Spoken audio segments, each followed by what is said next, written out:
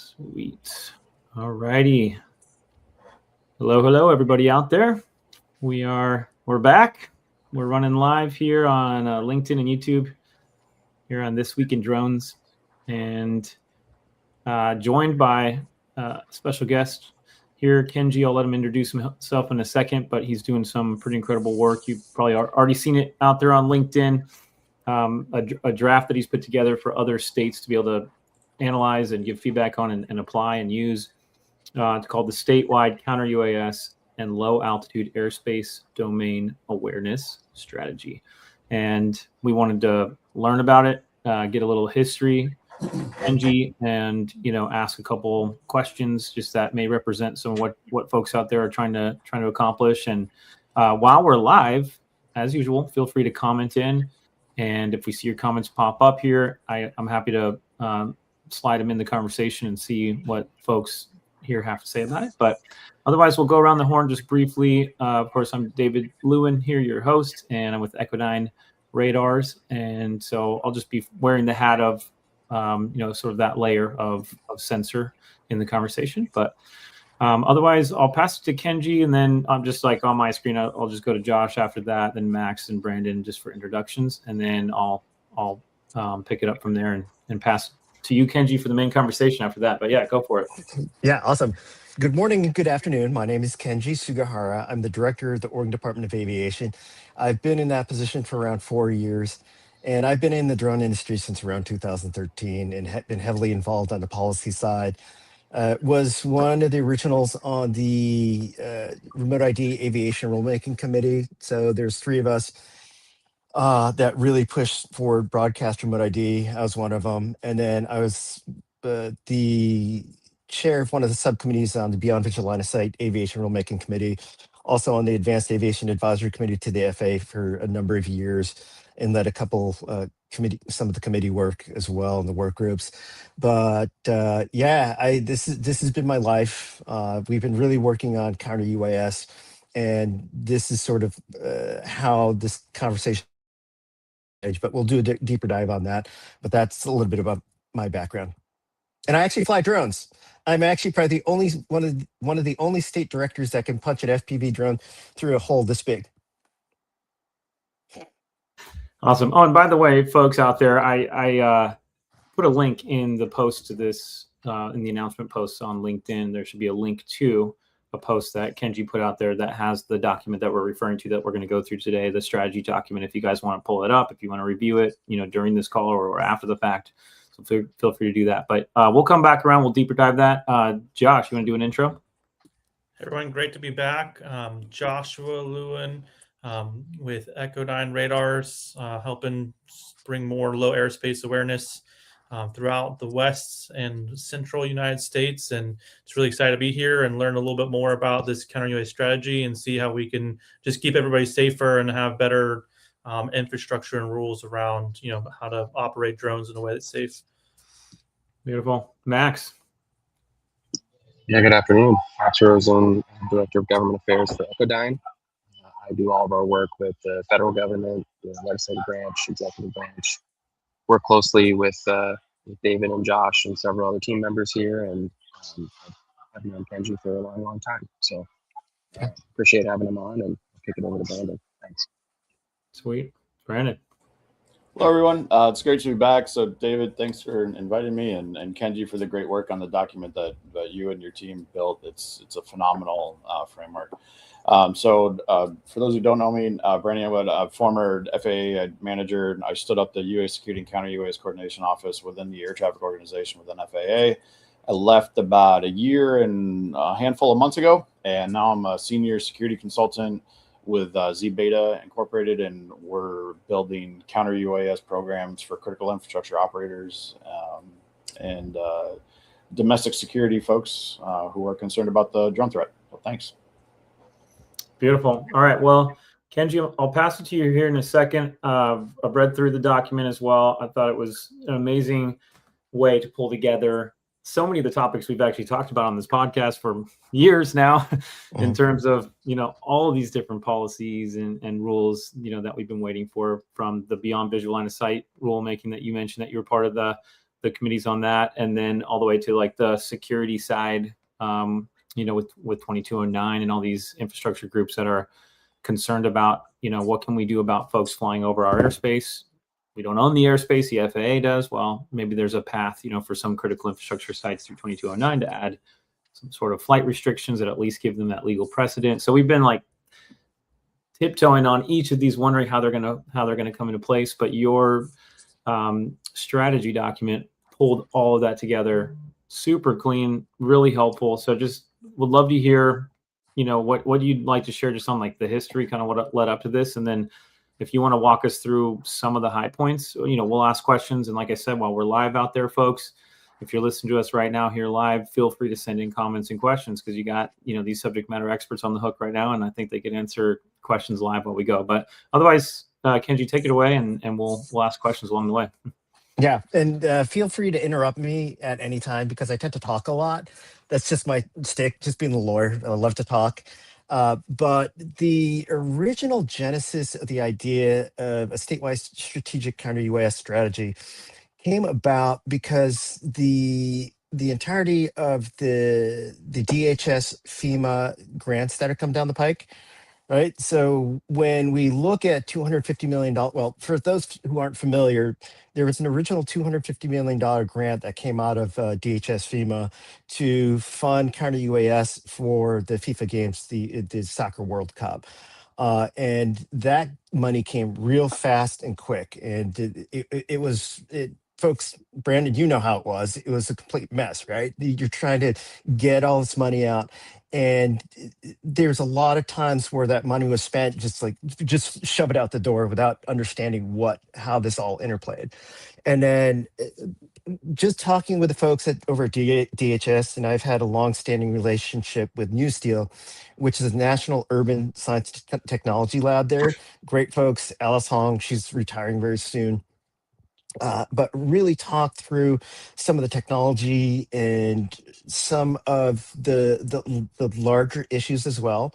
And I thought, hey, there needs to be larger architecture, right? Because you have this money coming in, an additional $250 million that will be coming to the states, that'll be available to all the states come late September, October, November, and making sure that there's some good guidance to guide the states as well as the localities on what to do, right? Because you also have not only this money, but you have the overlay with 2209, you have the overlay of the interim final rule 124N. So there's a lot of elements with that come with that. So which is interesting as well, because I think from the federal agency level between FBI, DOJ, and FAA, we just need to make sure there's a lot more conversations about happening, how far it interacts with 2209, but that's another conversation. But the real high points that I wanted to push out there was when the state administrative agencies, the folks who are actually going to likely going to distribute the money at the state level, that they put restrictions on that money in terms of, because everybody knows that if everybody goes out on their own, just buys equipment, right?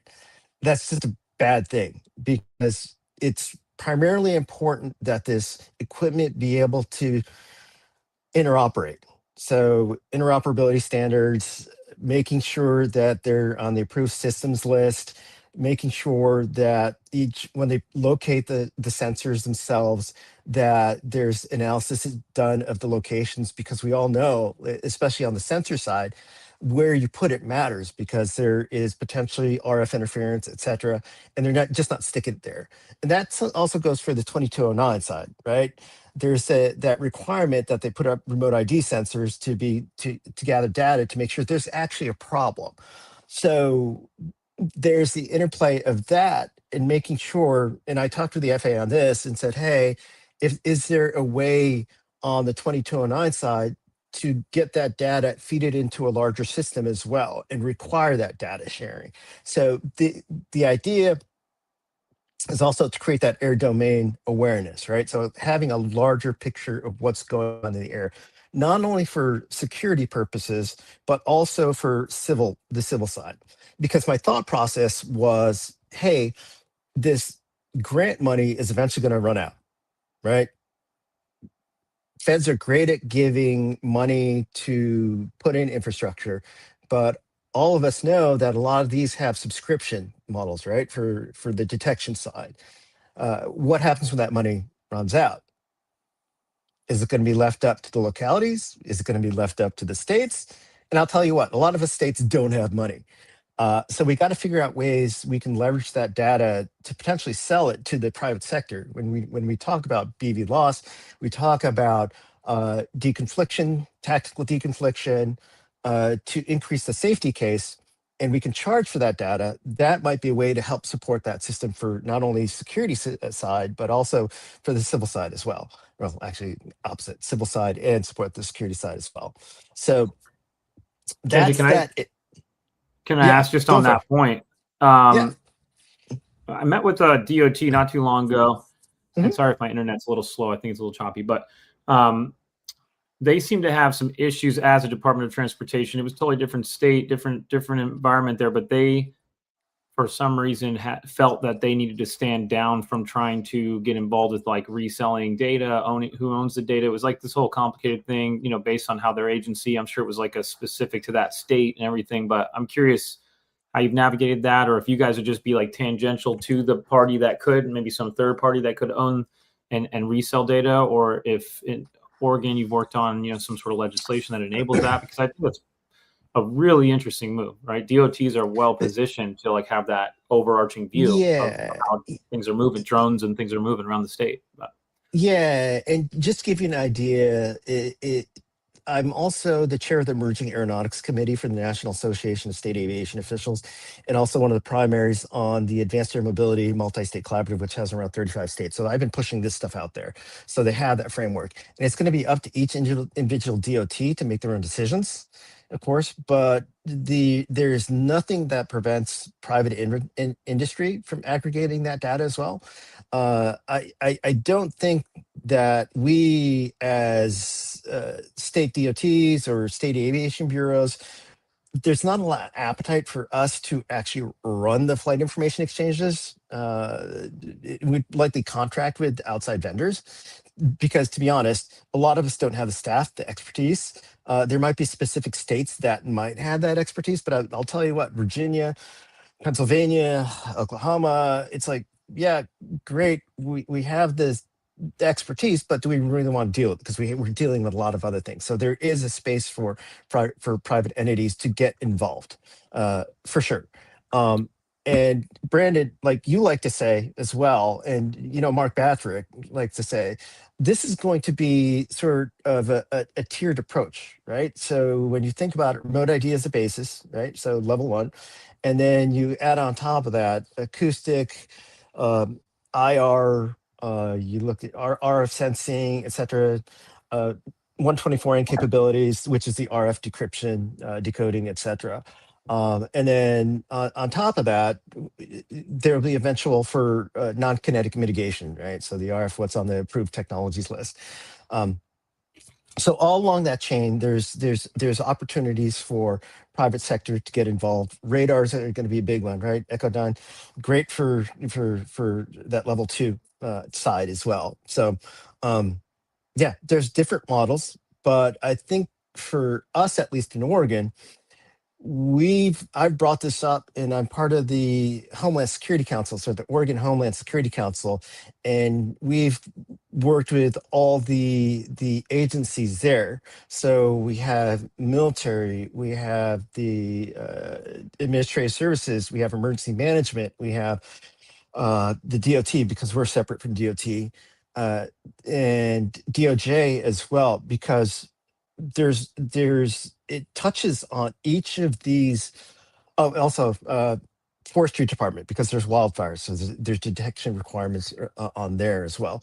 But just getting everybody talking to make sure that we're all aligned and they understand, the governor's office understands the policies and potential statutory changes that need to be made, because it's not like I mentioned before, it's not just the equipment. There's policies, there's state regulations in terms of privacy, data, etc., cybersecurity.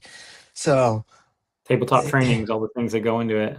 yeah, exactly. And for example, just making sure we're prioritizing the infrastructure, what needs to be protected, right?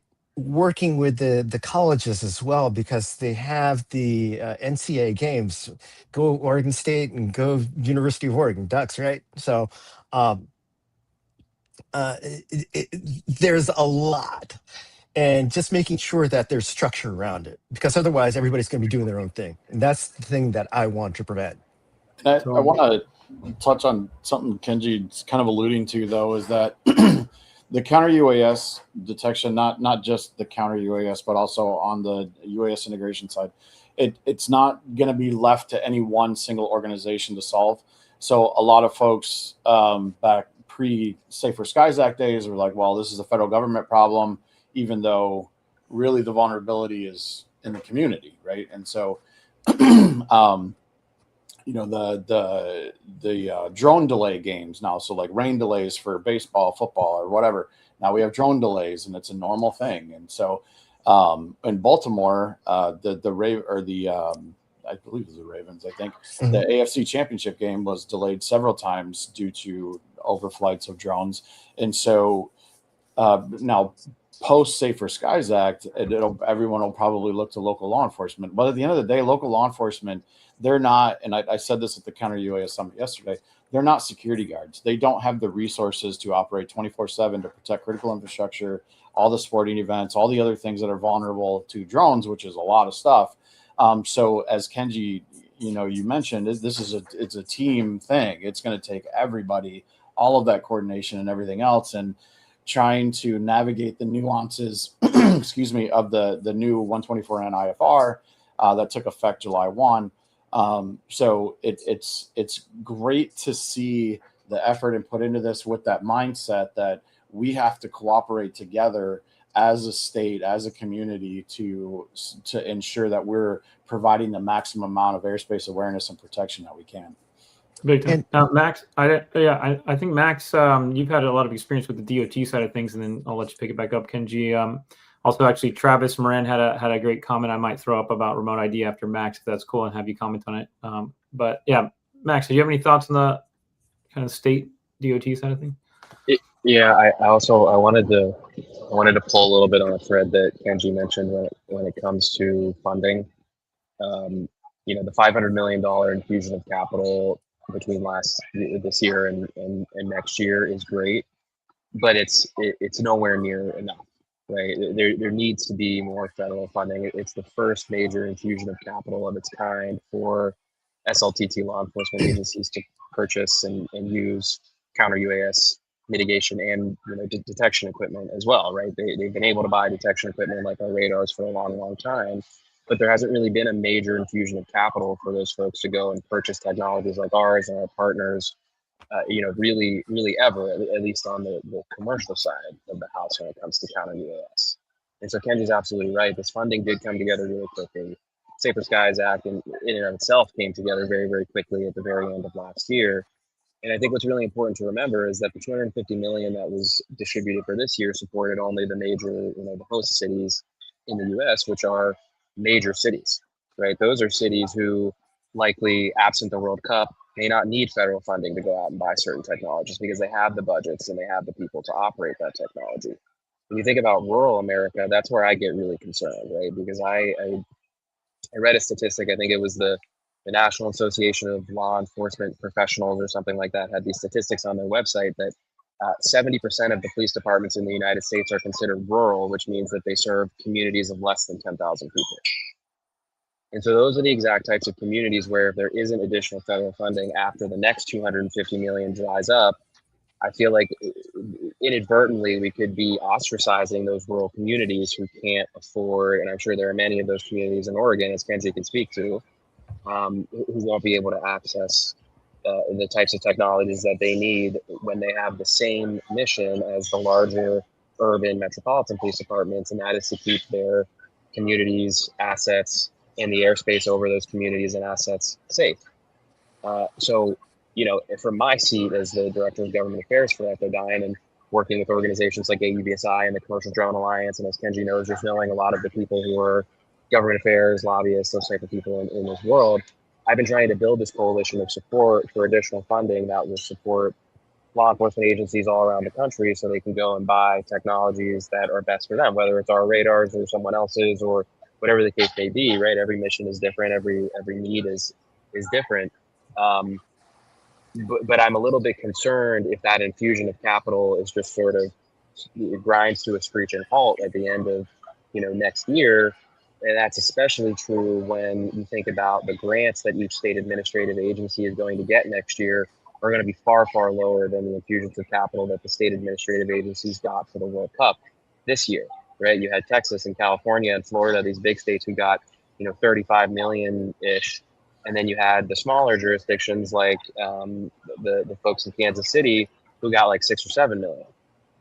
I think next year, those grants are going to be closer to that 6 or 7 million mark across the board because there's $250 million, which is going to be going much further and much wider compared to this year. So to the extent there's anybody listening who's sort of in a similar role as me or is involved in trade associations or involved in coalitions or, is very active on the policy side like Kenji is, have those conversations with people, have those conversations with your elected officials about what will it take for us to make sure that there's some sort of recurring appropriation for this type of procurement and this type of these types of purchases, starting in fiscal year 2028 and beyond. Yeah, no, that's really good, Max. One question I had for you, Kenji. Sure. We talked a little bit about kind of private-public partnerships, and also how do you kind of bring everybody all the constituents into the same room to the table and work all these things out.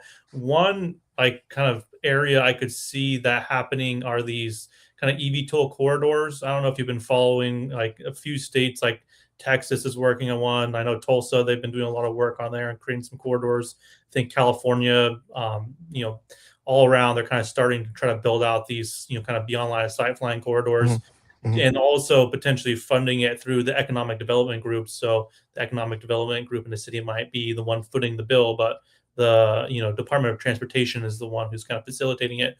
Do you see these corridors being a hub that could create these broader conversations on a state level, maybe having the state DOT come in and be more actively involved and kind of bring those constituents to the table? I'd love to get your perspective on that. Yeah, absolutely. And that's been really big in the advanced air mobility multi-state collaborative. So just to give you an idea, we just haven't been talking within the states. We've been talking between the states.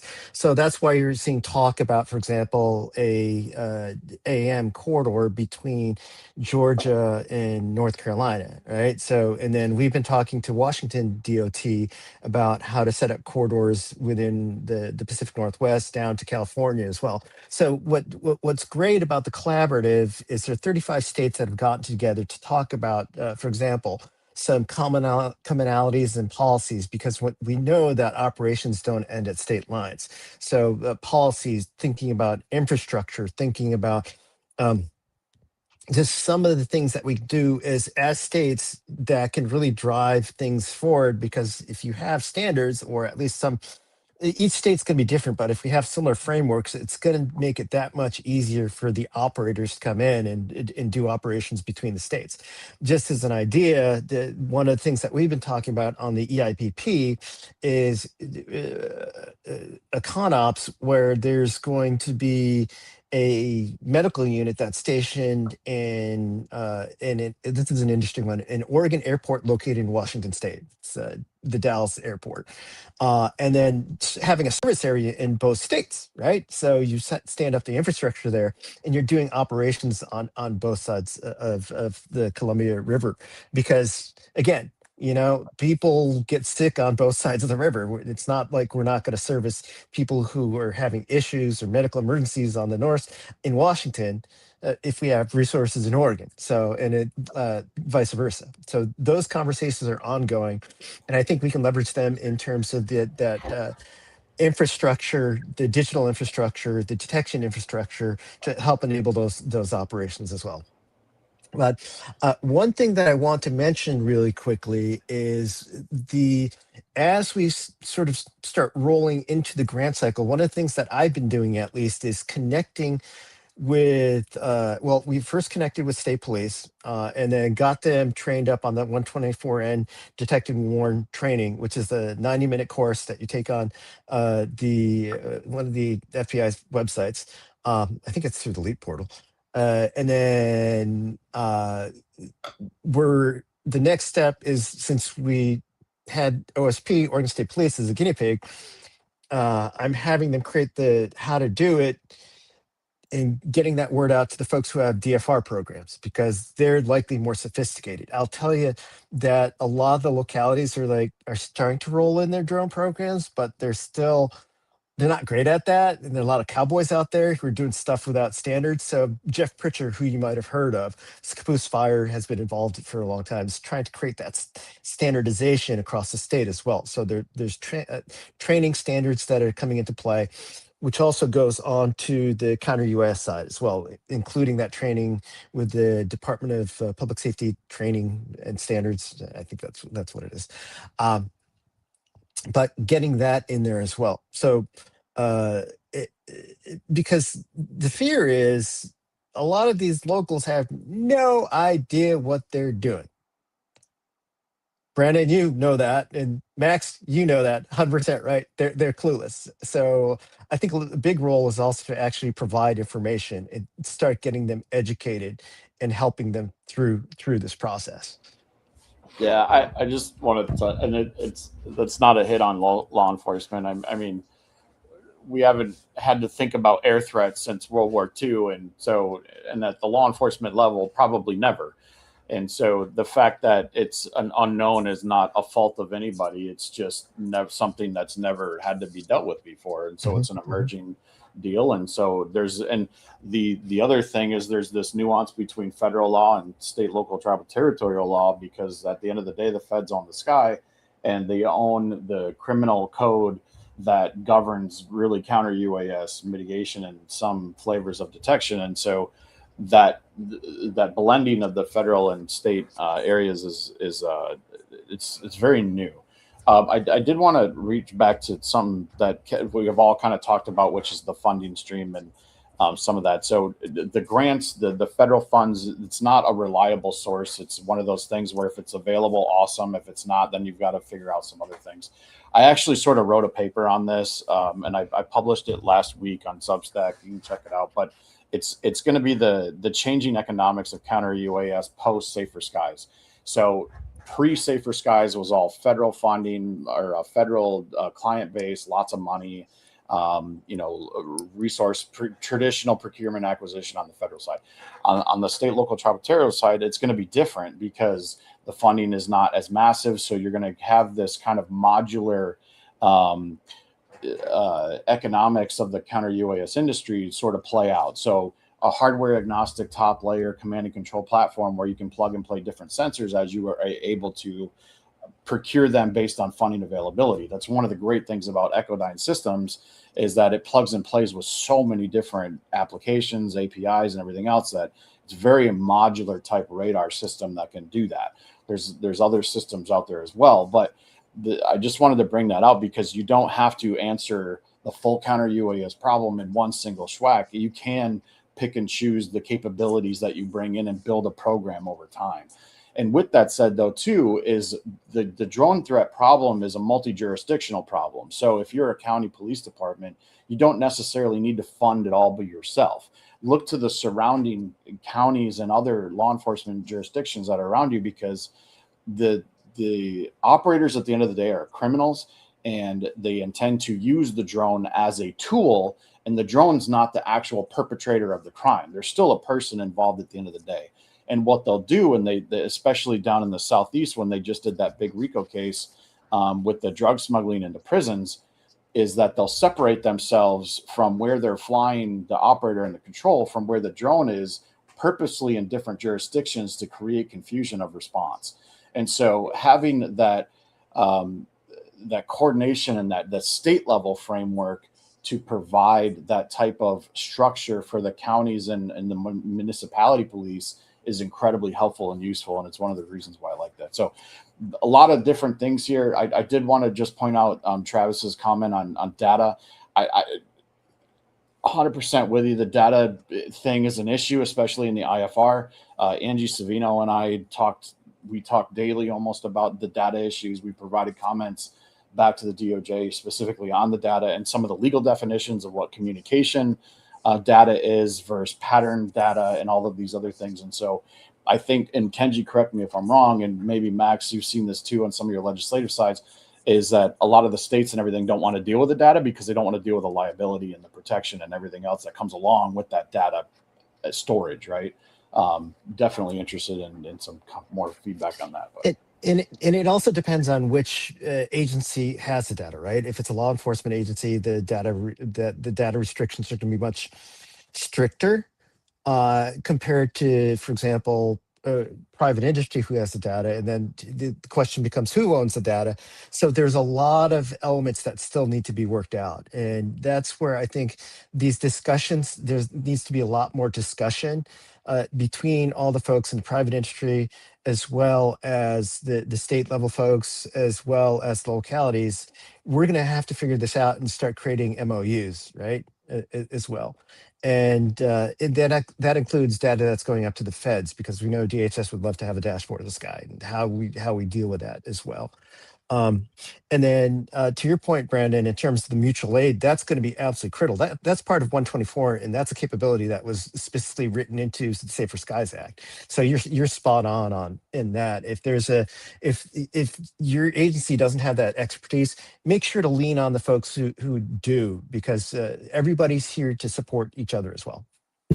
Kenji, I wanted to change gears just briefly and hear your thoughts on leadership, on like what, I love your passion, and you're so involved in all these different committees, and each committee represents 30 something states over here, and so many different jurisdictions or agencies within Oregon, or what, the different ones that you've named.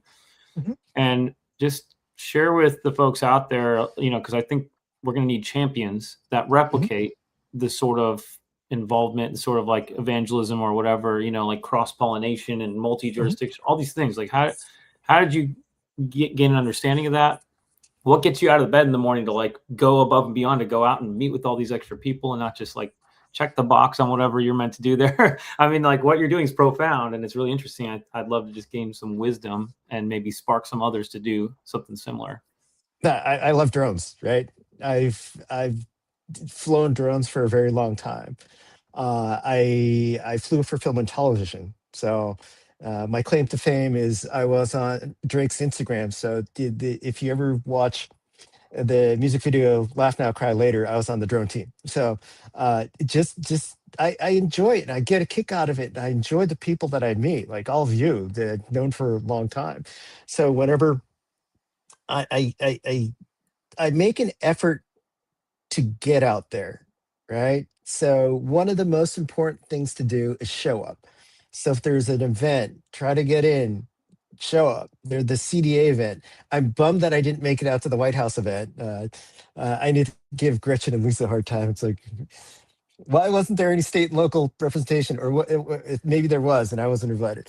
But another example is I've known Charles Warner from Drone Responders for a very long time, and he's been a great partner in this as well, because if you take a look, he was involved heavily with the CDA on the initial FIFA grants. So there's those conversations as well, which is phenomenal. So, some of the stuff that came out in that strategy came directly from what Charles's group, Drone Responders, have gone through. Mm-hmm. And that's how I was able to figure out how to get my OSP sergeant trained up on the detect and warn.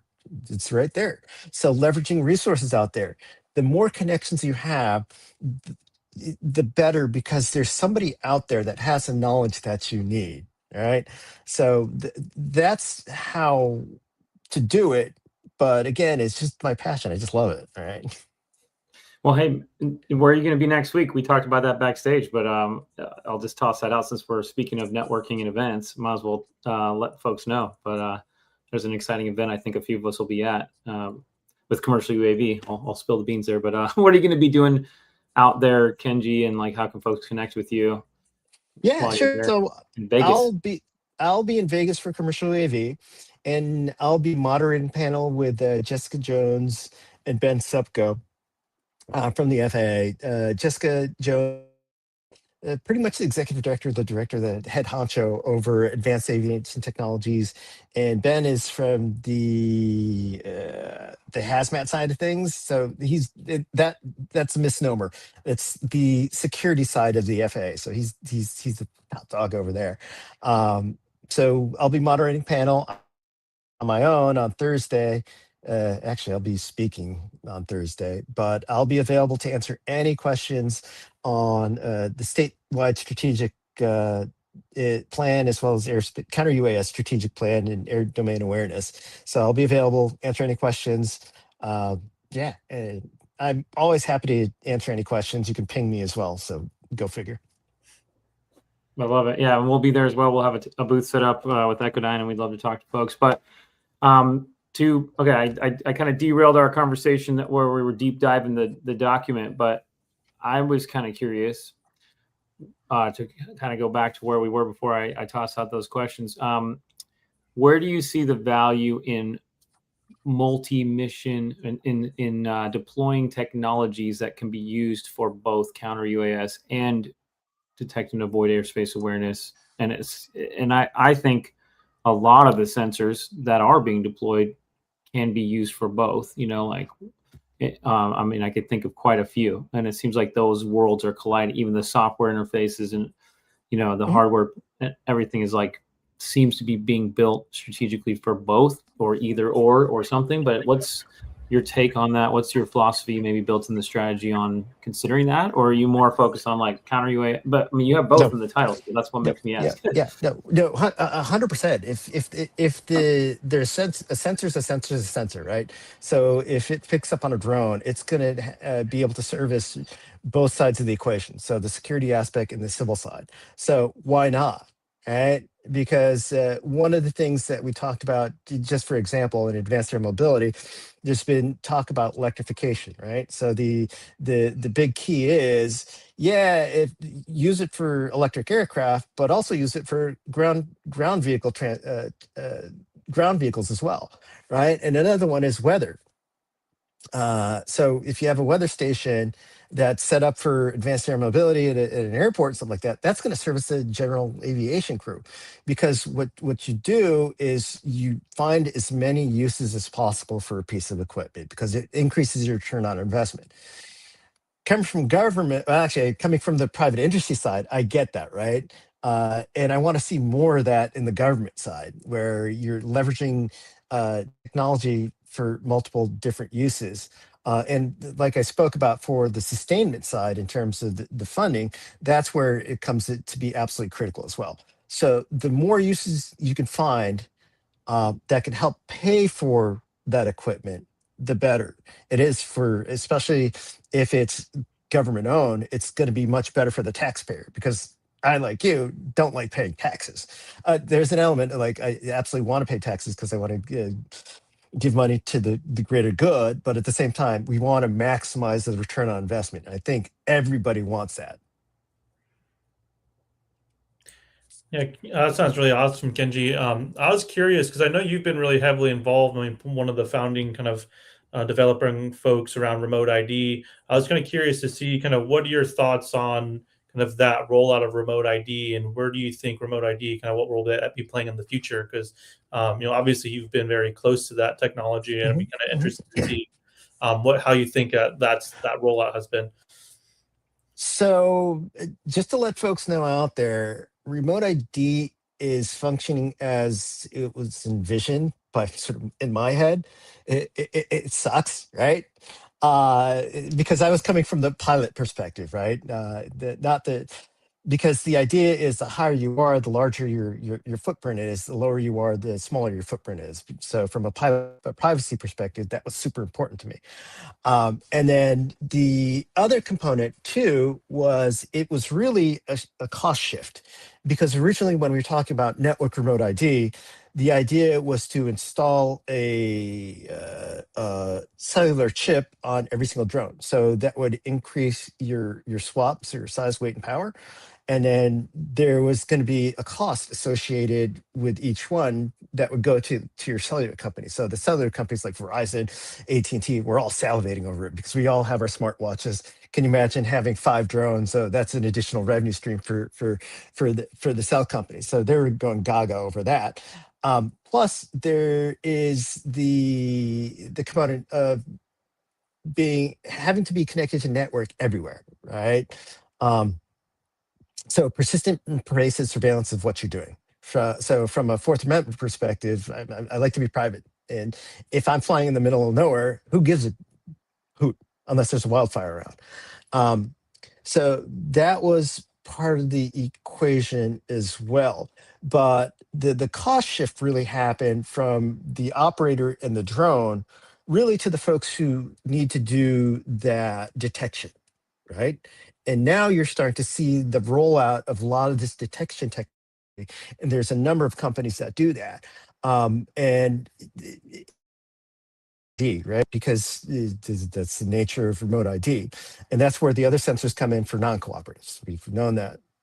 And then the other piece that we have to mention as well, especially with 108 coming up, and we'll see what comes out, is the electronic conspicuity piece on sort of non-cooperative manned aircraft.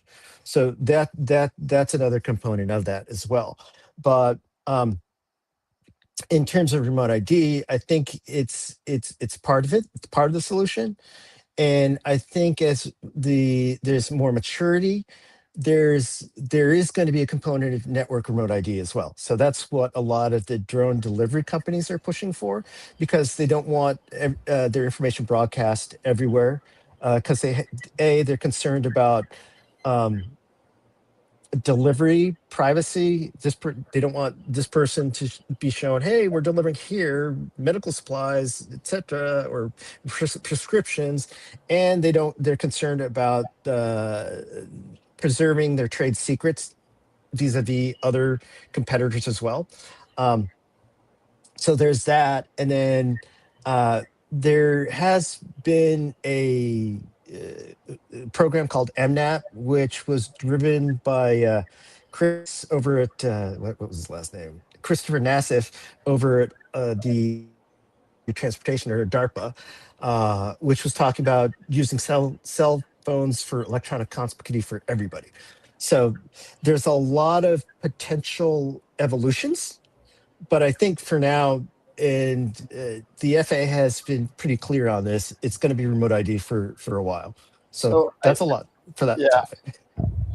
So I want to ask Max and you also, and I mean, from the inside FAA experience that I had, I remember when the decision was made on the remote ID side internally, and it was it caused a schism inside of the FAA for a while. But you know, I understand large organizations argument as far as like privacy, and you don't want to track movements of aircraft or whatever. But look, at the end of the day, if you're a commercial business, I mean, ADS-B requirements, that precedent had been set almost 30, 40 years ago. So that we got to just throw that argument out. I just think it's a non-starter. I now understand it's a little bit different, because now you're associating a package delivery over an individual's house, but you don't know what's inside that package, right? I mean, and you're not going to know, because that's not publicly available information. What, at the end of the day, with Part 108 being released, and I'm thinking like a decade from now, not in 6 months or a year. We have to think longer term, because that low altitude is going to become so dense and so saturated that there's going to be no other option. And remote ID is going to be one thing. Great. There's a lot of issues with using it as a separation method, latency, the lack of security, that's embedded in the remote ID signal to be able to spoof a signal or be able to hop a signal and do different things. So that from the security side, it's lacking quite a bit. But there's going to have to be something. And I don't think electronic conspicuity is going to be enough either, because it falls flat against what the DoD was pushing against of making NAS data available and the anonymity of some of that data. The electronic conspicuity is literally the exact same thing, so they're not going to want to play ball with that either. So at the end of the day, and I think Ron Leach and I talked about this a while ago with the Part 108 provision about changing right-of-way rules if you're not broadcasting ADSB out below 400 feet. You have a human inside of that aircraft. Yeah, and this side you don't. So which one do you have to really stress the safety and other issues, and which one has to give a little bit on the policy and technology side to ensure that that human being inside of that plane is safe? And I think that's ultimately, when you boil everything down, when it comes to hitting paint on paint inside of the sky, that's what it really needs to boil down to. And so political agendas or economic arguments along these major retailers, I'm sorry, but there's a human in that other aircraft, right? And that's just an essential safety feature that we have to recognize and accept, and it's the reality of the world. So until you remove the humans out of the sky, they take priority, So Yeah, I'll that's definitely. Oh, go ahead. Go ahead. Yeah, well, I'll just briefly, from a sensor perspective, from a radar perspective, I had a really interesting conversation with a buddy at a drone company who was like, yeah, we detect and avoid, like, we in the air, we can avoid object, all these things are going on. And then they say, well, yeah, but we can't avoid other aircraft though. That's like super hard math. We can't do that, and it was like this funny thing where they were basically like, yeah, we detect all of it. We don't, radar maybe help, not really that helpful. But then I basically said, well, there's other people that may not have the gear that you have on board, the technology, and we got to avoid them as well. And then that's where that kind of came out, where they're like, well, yeah, we can't avoid other moving aircraft in 3D space. Like that would be like really hard. And I think that may be part of the industry push back, at least in one example, of where it's like, if you require the drones to be able to detect and avoid other moving aircraft, that's actually a pretty hard technology to solve that may not be widely rolled out right now as much as people assume. And that's an anecdote, like that's just me and and just a conversation with someone. But that's where radars, of course, help, but they're not. It's not sustainable to put radars every square inch of every, of every city. I acknowledge that. David, but the thing is, I don't think it needs to be, right? When you're talking about dense urban, and there's density of airspace that's a direct correlation with density on the ground. That's one of the things I really liked about Part 108 is they do take that into account, right, with the population density. And so if you have large urban areas, for me personally, and I know people don't necessarily agree with me on this, a pay-to-play structure for ground-based sense and avoid is perfect, because you have the economic investment of a municipality. So Los Angeles, Chicago, New York City, DC, whatever, they invest in their economic infrastructure to provide that low altitude ground-based separation using Echodyne radar, Robin radar, or other systems. And then you pay a subscription fee. Maybe it's $50 a month. It doesn't have to be a lot, but enough to offset the maintenance cost of that investment. But you also get a spurring economic development, new businesses and new types of technology innovation and all those other benefits that come from that. So I do think it is reasonable to say within large, dense urban environments that is possible, and it should be explored. Yeah, and Brandon, that's all that whole layering piece, right? It's based on air risk and ground risk. That those major urban areas is where there's the highest air risk and ground risk. So that makes sense to have the more saturated coverage with the level 1 and level 2 sensors, right? Plus, more dense, higher density of customers, like of people that could actually benefit from the drone. How many people could get the drone delivery, or how many 911 calls are within that dense urban environment. So you really maximize the value too, right? Yep. 100%.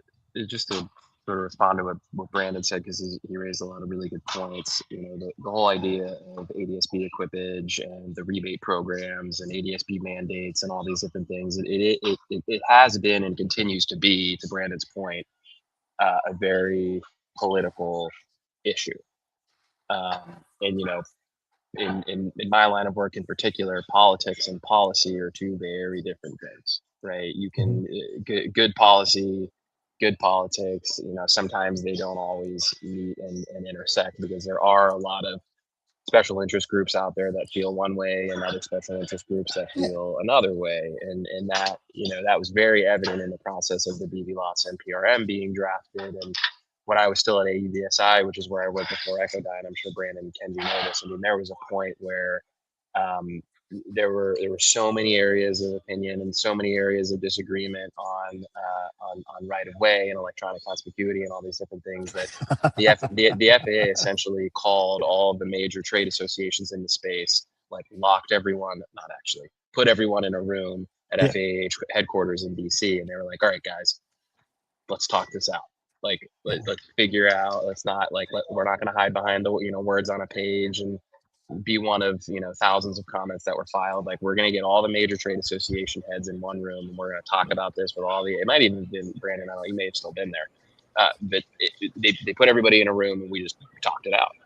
And what will ultimately be in the final rule is hard to say. Like, I actually have we have an EO 12866 meeting with OIRA later today, which I'm sure many folks are currently doing. And it's a great way to make your voice heard on what you think the final rule should look like. And so I'm looking forward to that. Although those meetings generally in nature are pretty one-sided, because the folks at OIRA don't. They can't share much because they're bound by certain rules on what the rule currently looks like and all those different things. But,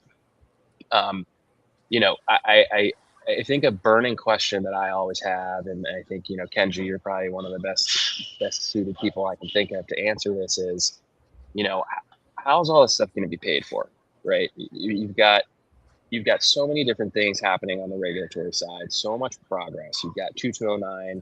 You've got the eVTOL integration pilot program. You've got Part 108. You've got all these things that are happening, but none of those things actually have any federal dollars tied to them, right? They are rules, they are regulations, but they don't. 2209 doesn't provide any funding. There's no congressionally mandated funding for all the different types of critical infrastructure in these 16 sectors to go out and buy certain equipment, right? There's no money for the Oregon Department of Aviation and Oregon Department of Transportation to go buy a bunch of technology to create BVLOS corridors, right? There's no money there. So I'm always wondering, and I think others are always wondering, is when you're, Kenji, when you're sitting around the table with your colleagues thinking, okay, in 10 years, to Brandon's point, this is what the airspace of the future will look like. This is what we want it to look like. And then when that burning question is raised, well, how are we going to pay for it? Without divulging your secret sauce, like what does that conversation look like? Yeah. So we've had this at the national level, these conversations at the national level, because there's a funding shortage, not only on the drone side, but also just like the general aviation side. And then don't even talk to me about the advanced air mobility side. Some states are flush with cash because their legislators get it. Like North Carolina has a lot of money. Florida has a lot of money. Texas has a lot of money. But there's a lot of states, the smaller states, that have this funding issue. So the way that I look at things, especially on the BVLOS side of the equation, is, and this goes back to that conversation about using equipment for civil and security side, is to use that money that's coming in from the FEMA grant as a down payment. And Brandon, like you said, that's nowhere near enough. But and initially, really use that, and then start using that to enable more BVLOS operations on the DFR side, right? And then to enable more of the medical delivery side, because these are the types of things that your regular John Q. public or Jane Q. public on the street actually understand and sees value in saving people's lives, getting AEDs out there. And these are enabled by that infrastructure. So when I go to the legislature and I say, hey, look at these good things that are being done, and trying to figure out, hey, for some of these medical deliveries, is there other money, for example, that can be leveraged from like Medicare reimbursements, right? So are there alternative ways to think about the idea where you can get money from other pots? Because there's already existing money for servicing rural districts with the drive, getting access to healthcare. how do we leverage that money? Just to give you an example, Hey, Kenji. yeah. Yeah, super fast. I'm so sorry, but I just wanted to hit on that one point on the other pot of money, and this is really from Max and Kenji. But what are your thoughts on like an AIP, Airport Improvement Plan, Part 139 type fund? Because they had to deal with this like 100%. 70 years ago with the development of airports, because airports aren't federally owned; they're municipality or whatever. But why can't we set up that kind of structure where it's not guaranteed funding, it doesn't pay for everything, but it does help offset from that federal level to, you know what I mean? I just thought of that and I ran out of time. So perfect. Before you keep going, Kenji, really quick, just to piggyback off that, there's an ongoing comment period right now. I'm sure Brandon and Kenji are tracking this, but this doesn't have the, I would say, shininess of like Part 108, and it was a little more, deeply buried in the Federal Register. But the FAA is currently soliciting comments on an updated AIP handbook. And that's really important because the AIP, the Airport Improvement Program, is a $4 billion with a B dollar a year program that the FAA administers large grants to airports of all shapes and sizes to make improvements. And it's literally what the program is called, right? The Airport Improvement Program. And these are improvements to terminals, improvements to runways, improvements to passenger experience, and all these different. You can use AIP funds for lots of different things. And making an eligible use of AIP funds, the procurement of the very types of technologies that we're talking about, I think is something that trade associations and individual companies and others will be pushing for. And hopefully, or Kenji, I don't know if you guys are submitting comments or if other state DOTs are, but like, to me, a huge pot of funding like that, where for a relatively small expenditure of whatever their AIP grant is, airports could go and purchase certain technologies that could help support these complex, airspaces of the future, to me is a very worthwhile change that the FAA should make. And this is the first time that they're updating the handbook, I think, in 7 years. So it's since 2019. So it's a big opportunity. And I know they're due on Monday, so for anybody listening, there's still time to make your voices heard. Sorry, Kenji, back to you. No, that's perfect, and that hits on a very good point. AIP funding and the handbook update are perfect avenues. And NISAO, which I mentioned, National Association of State Aviation Officials, is making a comment. So I'll just make sure that, and I'll check in with their director and Jessica over there, make sure that's in there. But very good points. But it seems like a lot of money, but it doesn't go very far. I will tell you that, because the cost of infrastructure is very, very high. And one of the things that we've been talking to our delegation is making an increase in availability of the funds. And then, for example, continuing something like BIL, which is Build Back Better, because that was able to help a lot of airports out with a lot of different projects. So if there's either AIP or if there's an additional fund set, I think that's where it's really important to talk to legislators and our Congress people to put it in there and get appropriated too. Don't forget about that. So yeah. I have a question for you, Kenji and Brandon, around unlocking more private investment, or because I know we've kind of circled around public, but David and I, we work a lot in the commercial side. We talk to a lot of from oil and gas, even some airports, all the way to utilities, name it, cities, all across the board. And one big piece I feel like has been holding back critical infrastructure who has resources, particularly oil and gas, data centers, and a lot of that infrastructure, is the idea of if they know there's threats around them and they can't do anything about it, then they kind of there's this concern, like why are we putting millions of dollars in detection just to say, hey, look, there's a drone flying towards the bomb, and oh well, is there a world in where if the federal government gave some leeway for mitigation to certain high risk critical infrastructure, that that could in the hopes of potentially unlocking more resources to fund these? Because a lot of these critical infrastructure folks are deeply partnered with the police, and whatever technology they roll out, the police will have access to. Josh, I hate to interrupt you. We're just going to bump up against time. I don't know what. Kenji or Brian Anyways, have, but Yeah, feel free to comment. I'll keep it super quick. I mean, so in lieu of the law changing to allow those critical infrastructures to mitigate, yes, they can go out there, purchase technology and donate it to law enforcement and create some things. To Travis's point, Moran's earlier, data sharing is going to be the big hurdle in that.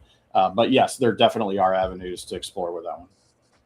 Yeah, I agree with that, but there has to be tight strictures put on that, and restrictions as well as training requirements, because